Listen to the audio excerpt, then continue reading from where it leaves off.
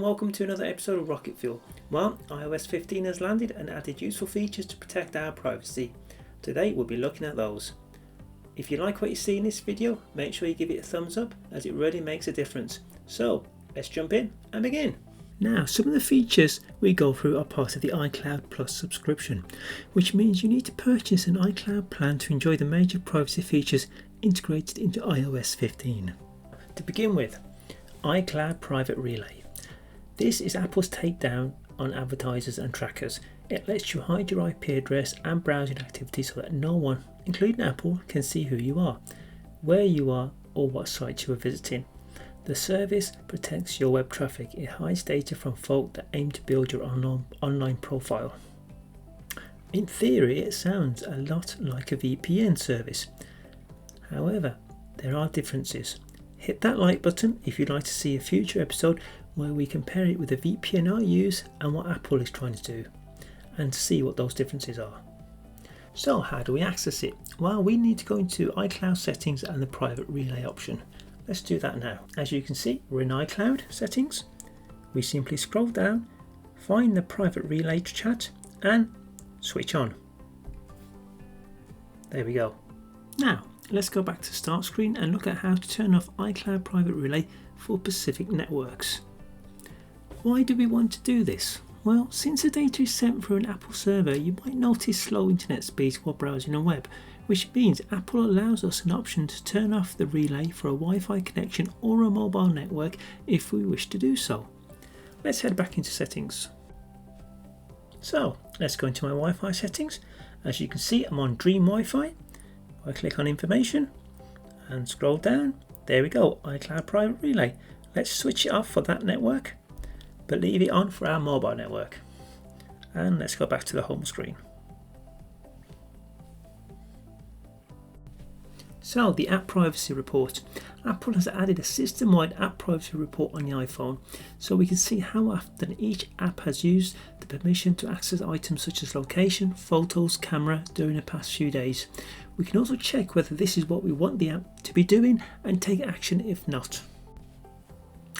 So let's go into settings, find the privacy section and scroll down to record app activity.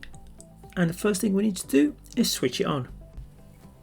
It's giving us an option to save app activity, which we can do if you want to, but we're not going to. Okay, now we have tapped and turned it on. Our phone will now record when and how often our apps access the data. We can return to this screen and see the full report later on. Let's go back to the main screen and now look at how to protect our mail activity. Now, mail privacy works by hiding our IP address and loading remote content privately in the background.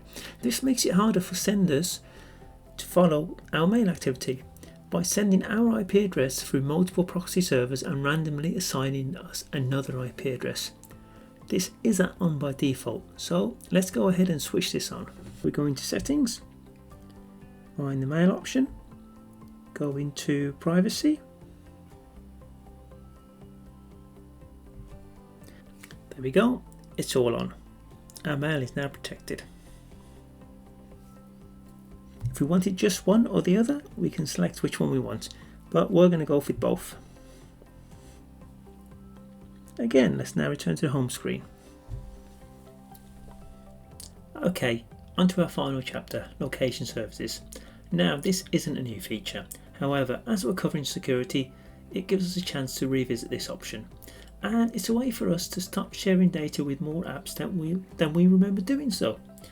To check what we're sharing, we head into settings, tap the privacy button, and the first thing you want to do is check whether you have location services turned on. As you can see, mine is on. Once it's turned on like mine, we simply scroll down and give each app permission the choice that we wish to give it. So for example, for BBC Weather, while using the app is ticked.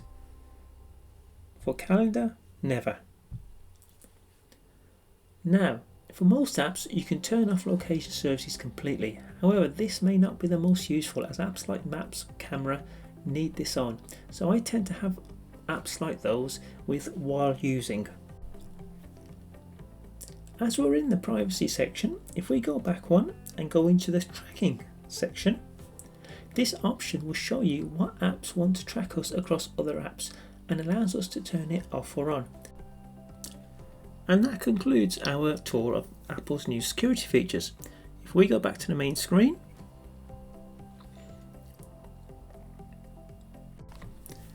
I'd like to thank you for watching, and if you enjoyed this video, hit the thumbs up, hit the subscribe, and I will catch you in the next episode.